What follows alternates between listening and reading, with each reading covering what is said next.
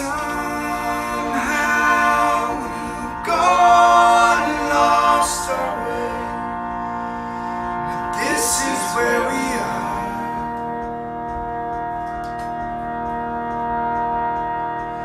And oh, how you lift your rusted brow, little thoughts of wage your vision down.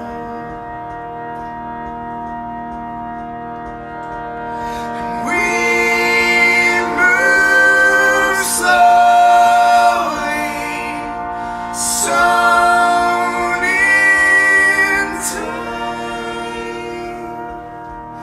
We can only hope for this. We can shape but can't control these possibilities to grow. Weeds amongst the bush and pull, waiting on the wind to take us. We can write what we can bear.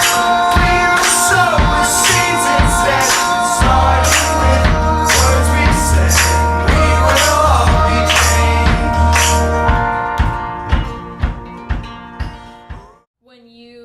When people that don't live in Over the Rhine, or maybe even do live in Over the Rhine, when they hear the words Over the Rhine, what do you want them to think? Our town rocks. That's what OTR stands for me. Our town Oh, rocks. that's good. So that's what I want people to think, that this is a vibrant, urban core interested in the betterment of not just a segment of the newly developed community, but the entire community. Because what made the professionals want to move into Over the Rhine were the creatives. What made the creatives want to move into Over the Rhine was the natives and the inexpensiveness and the raw canvas they could use to create. So understanding that all of us play key roles and all of us are vital if this community is going to grow. That's really important. Thank you so Bam! much. Bam! I went to Heverly, Bloom, and Taft. Oh, wow. Yeah, and I also attended Hughes for a while. Now, I then graduated, but I always said that my kids would graduate.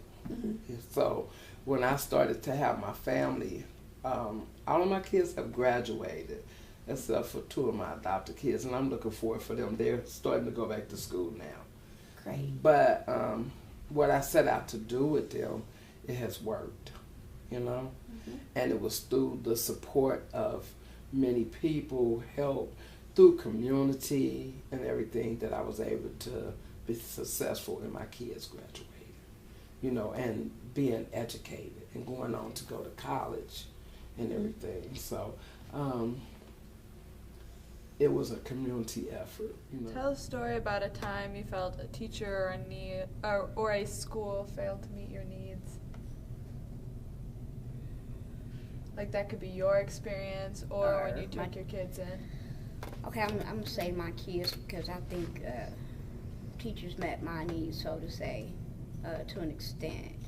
Well, I can give myself and my kids an example. For me, I was quiet. But see, nobody would never known that anything was going on in my home. Which I'm not saying that I had a bad childhood, but like you have But they different didn't issues. necessarily They didn't know much about you Yeah. beyond the fact that you were It was just, had good reading scores. yeah, and it was just I was quiet. So when it came to math or it came to different stuff, I think that they failed me because they never asked, you know, did I need any help until I got into high school. They never asked, hey, do you need any help? You know, or try to dig a little bit. You know what I mean? Yeah, they never really asked those questions. They let you be the quiet kid. Yeah, so it was just one of those things where they just passed me without me knowing what I needed to know. Sure. On a grade level. But with my kids, I felt like they felt them far as having compassion for the circumstances we were in. Because I feel like if you're a teacher, I feel like, again, as community, if there's something wrong with the student, I don't feel like stuff should be thrown in their face or their circumstances. Or I don't feel like I think there should be some type of support system instead of looking down on them because of their circumstance. Yeah. Yeah. How, do you have like a specific example? Okay, Or? like we were homeless, and Mm-hmm. the teachers, it's like when you say homeless, it's like a disease or something. Yeah, sure. I'm not understanding it, but when our circumstances were brought up to teachers or whatever, it wasn't no compassion there. It wasn't. I just felt like they could have been there a little bit more than what they were. They were like spaced off. I'm not saying like get them stuff, do all stuff. I'm just saying like far on an emotional level. Right, they weren't really They're checked detached. in. It was like, okay, They're you're detached. homeless. Yeah, and that was it. You know what I mean? Yeah. So, and I felt like, because that was the reason why, like at least one of my daughters, why she was failing. It was because the stuff that was going on, you know, like far as with us, the unstableness and all the other stuff. And and that was pretty much it. That was it. No compassion, no nothing. So I just feel like teachers, like when you teaching, I feel like, you're not a social worker, but it's your job to find out or see if something is going on and you notice it. You know, sometimes it's real hard to say something because you got parents that are like closed off.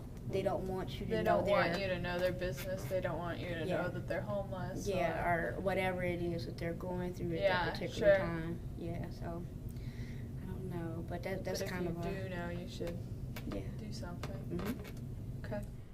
Can you tell about a time that you experienced something positive that a teacher did for you or that a staff member at a school did?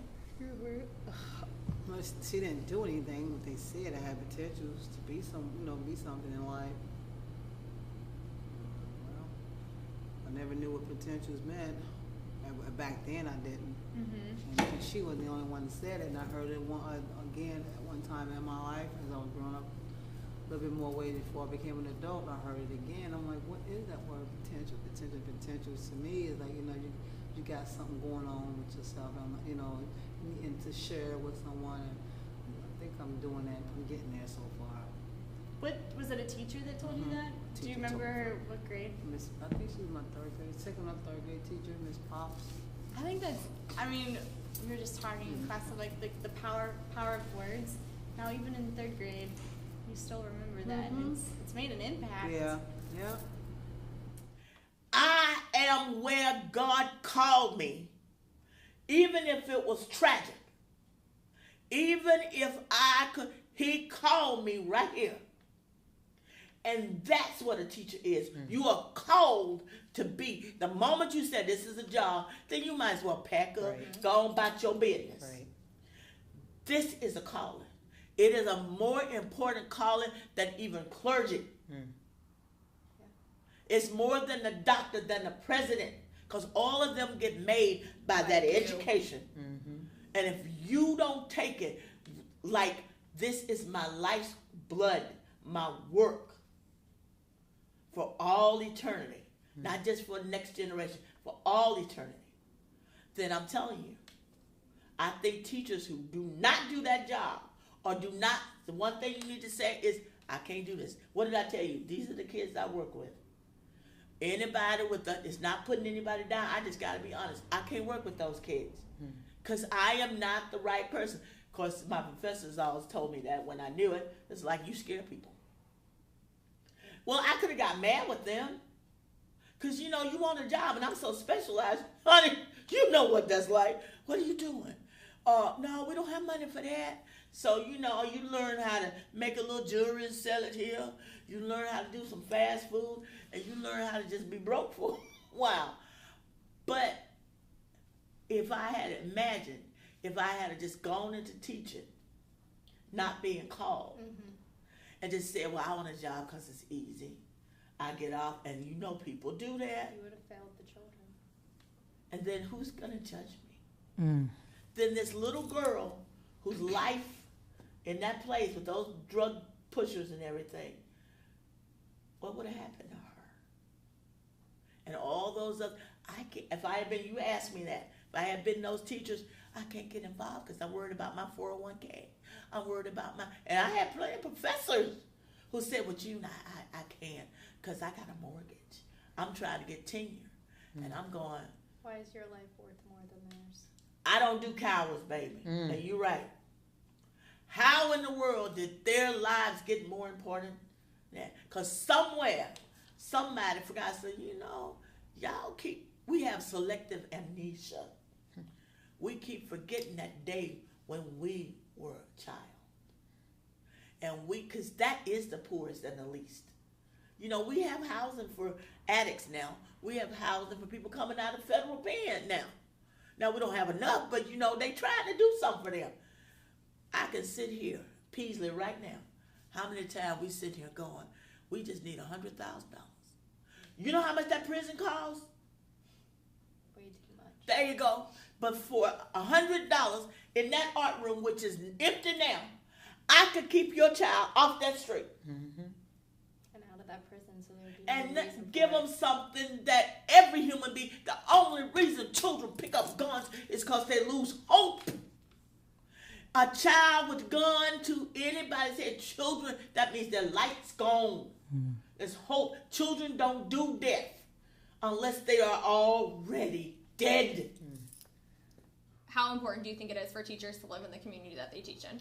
I think if they can, it's the difference between immediately understanding or taking the time to invest in doing it from a secondary perspective. Because even if you don't live there, you can go to lunch in the community. There's ways to but if you live in it, you're directly seeing what these kids are seeing. So you have a better understanding. I understand Over the Rhine a little bit better because I live in Over the Rhine. So when people who live outside the community get all frustrated about the dramatized headlines, know that there's a purpose for that, to sell viewership, to sell, so get in here and understand that this isn't every day, live in a community, even if it's for a little bit, to understand it, to understand the workings of it. If you had to give a piece of advice to myself or any other new teacher out there, what would it be?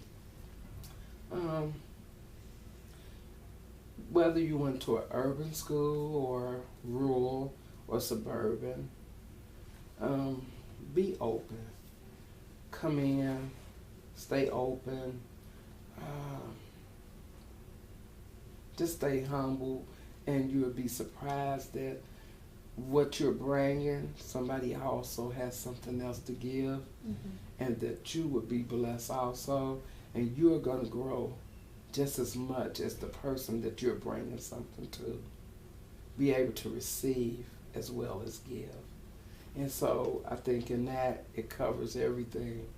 If you have that with you. But if you come in thinking that you're the only one with all the no, you're gonna be trampled down real soon. So it doesn't work. But if you come in open, and truly willing to learn, everything you come to teach, it'll just all mesh together and come together. So I think that a lot of the teachers out here, some of them come with the, oh, poor babies, this and that, whatever. It's not needed. It's not needed. You're going to receive some in being open and just being able to learn. It's going to be an exchange. And that's where the power is. When you come and you're open and you're willing to learn and to build relationships and get something too, and then I think it works. It's great. Done.